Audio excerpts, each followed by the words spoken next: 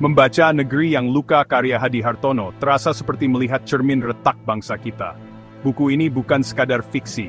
Ia adalah sebuah rekaman tajam, sebuah investigasi naratif tentang luka-luka yang terus menganga di tubuh Indonesia. Hartono dengan berani menyorot borok yang seringkali coba kita tutupi. Korupsi yang menggurita, ketidakadilan yang merajalela, dan kekuasaan yang disalahgunakan menjadi panggung utama dalam karyanya. Ini adalah buku yang tidak menawarkan hiburan ringan. Sebaliknya, ia menyuguhkan sebuah refleksi yang menuntut kita untuk berhenti sejenak, berpikir, dan mempertanyakan realitas yang kita hadapi setiap hari. Sebuah pertanyaan besar diajukan, sampai kapan negeri ini akan terus terluka? Penulis, Hadi Hartono, bukanlah nama baru dalam dunia sastra yang bersuara lantang. Ia dikenal dengan karya-karyanya yang tidak pernah takut untuk bersinggungan langsung dengan isu-isu sensitif. Dalam Negeri Yang Luka, ia kembali menegaskan posisinya sebagai penulis yang berpihak pada kebenaran dan keadilan. Ia tidak memilih jalan metafora yang rumit atau alur yang berbelit-belit. Sebaliknya, ia menyajikan potret yang begitu gamblang, begitu nyata, hingga terasa menyakitkan. Buku ini menjadi semacam catatan kaki atas berbagai peristiwa sosial politik yang membentuk Indonesia hari ini. Sebuah pengingat bahwa di balik angka-angka statistik dan berita utama, ada kisah-kisah manusia yang berjuang dan menderita dalam diam. Tema sentral buku ini adalah potret sebuah negara yang sedang sakit parah. Luka yang dimaksud Hartono bukanlah luka fisik, melainkan luka moral dan struktural. Ia membawa kita masuk ke dalam lorong-lorong gelap kekuasaan, di mana keserakahan menjadi penggerak utama. Kita diajak menyaksikan bagaimana hukum bisa dibeli, bagaimana keadilan menjadi barang langka bagi mereka yang tidak punya apa-apa. Ini adalah narasi tentang sebuah sistem yang rusak, yang lebih sering melindungi para penjahat berdasi ketimbang rakyat jelata. Melalui setiap babnya, buku ini seolah berteriak, menuntut pertanggungjawaban dari mereka yang seharusnya menjaga dan merawat negeri ini, namun justru menjadi sumber dari segala lukanya. Kekuatan utama Negeri Yang Luka terletak pada keberaniannya untuk tidak berkompromi. Hadi Hartono tidak berusaha memperhalus kenyataan. Ia menuliskannya dengan apa adanya, dengan segala kepahitan dan kebrutalannya. Buku ini menjadi penting karena ia berfungsi sebagai pengingat kolektif. Ia mengingatkan kita bahwa apatisme adalah musuh terbesar perubahan. Saat kita memilih untuk diam dan tidak peduli, saat itulah luka-luka di negeri ini akan semakin dalam dan sulit disembuhkan. Membaca buku ini adalah sebuah pengalaman yang menggugah, memaksa kita untuk membuka mata lebih lebar dan melihat apa yang sebenarnya terjadi di sekeliling kita, di negeri yang kita cintai ini. Tema korupsi dalam Negeri Yang Luka digambarkan bukan sebagai tindakan individu, melainkan sebagai sebuah sistem yang terorganisir rapi. Hadi Hartono dengan cermat membedah bagaimana praktik lancung ini merasuk ke setiap sendi kehidupan, dari proyek infrastruktur skala besar hingga pelayanan publik di tingkat paling bawah. Ia menunjukkan bagaimana para pejabat publik yang seharusnya menjadi abdi negara, justru menjelma menjadi predator yang memangsa anggaran rakyat. Manipulasi kekuasaan menjadi benang merah yang menyatukan setiap plot. Kekuatan politik tidak lagi digunakan untuk kesejahteraan bersama, melainkan sebagai tameng untuk melindungi kepentingan pribadi dan kelompok, menciptakan lingkaran setan yang sulit untuk diputus.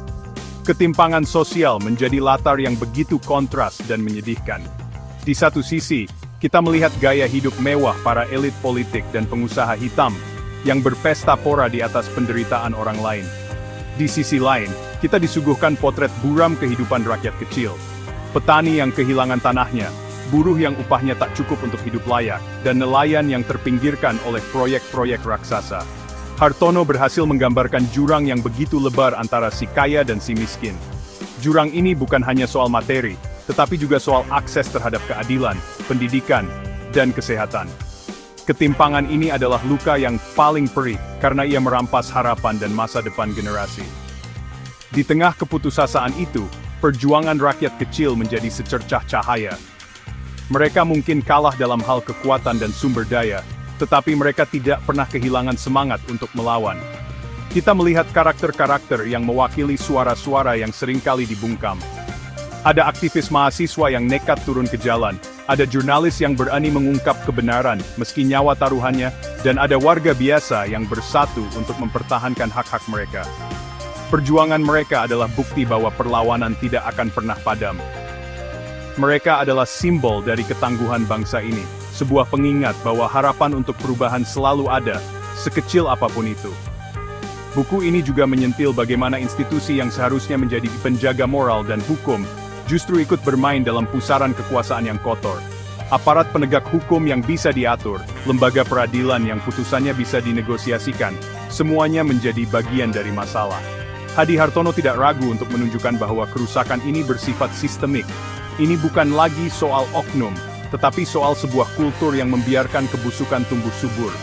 Realitas yang disajikan begitu dekat dengan apa yang sering kita saksikan di berita. Hal ini membuat negeri yang luka terasa begitu relevan dan mendesak untuk dibaca dan direnungkan oleh kita semua.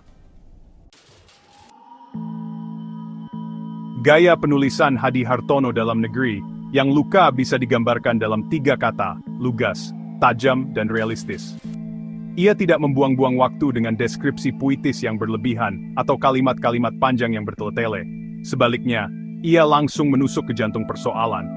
Setiap kalimatnya terasa efisien dan penuh makna, dirancang untuk memberikan dampak maksimal kepada pembaca. Gaya ini membuat narasi mengalir dengan cepat dan tegang, seolah-olah kita sedang menonton sebuah film dokumenter investigasi yang penuh intrik.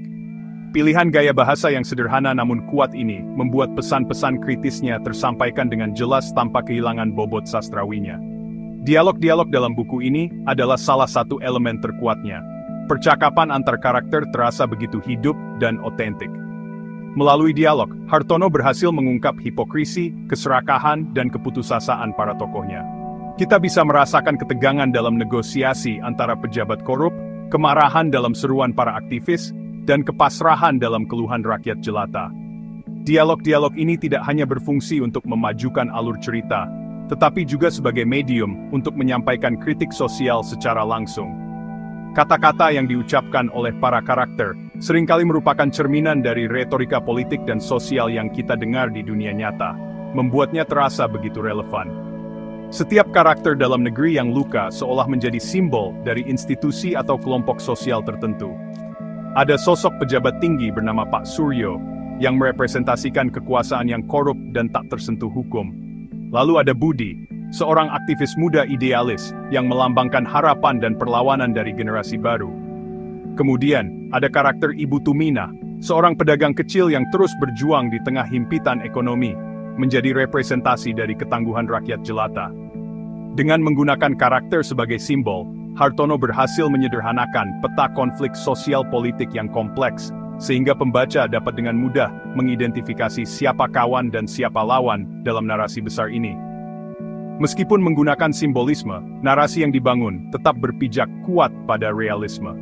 Detail-detail mengenai cara kerja birokrasi yang berbelit, praktik suap-menyuap, hingga strategi intimidasi terhadap mereka yang vokal, semuanya digambarkan dengan sangat meyakinkan. Realisme ini membuat pembaca merasa seolah-olah sedang menyaksikan kejadian nyata, bukan sekadar membaca sebuah karya fiksi.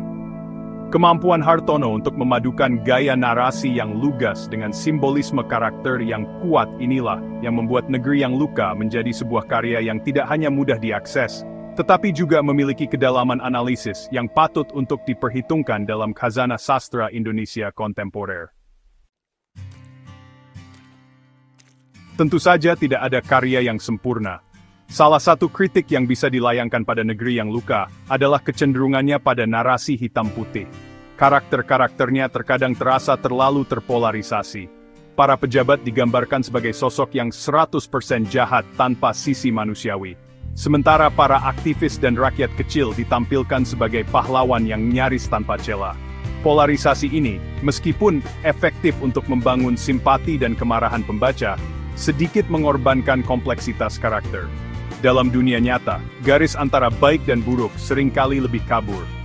Penggambaran yang lebih bernuansa mungkin akan membuat ceritanya terasa lebih dalam dan menantang secara psikologis.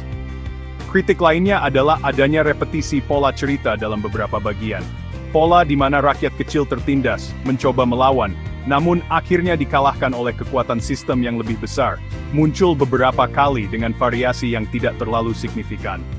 Meskipun ini mungkin dimaksudkan untuk menekankan betapa sulitnya memperjuangkan perubahan, dan betapa kuatnya cengkeraman sistem yang korup, pengulangan ini berisiko membuat narasi terasa sedikit monoton bagi sebagian pembaca.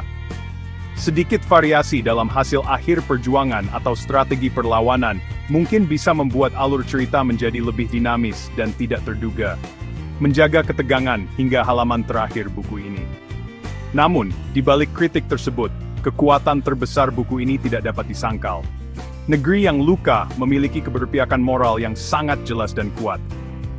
Hadi Hartono tidak berdiri di Menara Gading sebagai pengamat yang netral. Ia dengan tegas memihak pada korban, pada mereka yang suaranya tidak terdengar. Keberaniannya untuk menyuarakan perlawanan melalui tulisan adalah sebuah sikap politik yang patut diapresiasi. Di tengah maraknya sensor mandiri dan ketakutan untuk mengkritik kekuasaan, buku ini hadir sebagai suara alternatif yang lantang dan tanpa kompromi. Ia membuktikan bahwa sastra masih memiliki peran penting sebagai penjaga nurani dan akal sehat bangsa. Pada akhirnya, Negeri yang Luka adalah sebuah buku yang penting dan relevan. Ia mungkin bukan bacaan yang nyaman, tetapi ia adalah bacaan yang perlu. Buku ini adalah panggilan untuk kita semua agar tidak menjadi warga negara yang pasif. Ia menantang kita untuk lebih peduli, lebih kritis, dan lebih berani dalam menyikapi ketidakadilan di sekitar kita. Bagi siapapun yang peduli pada keadilan sosial dan masa depan bangsa Indonesia, buku ini wajib dibaca.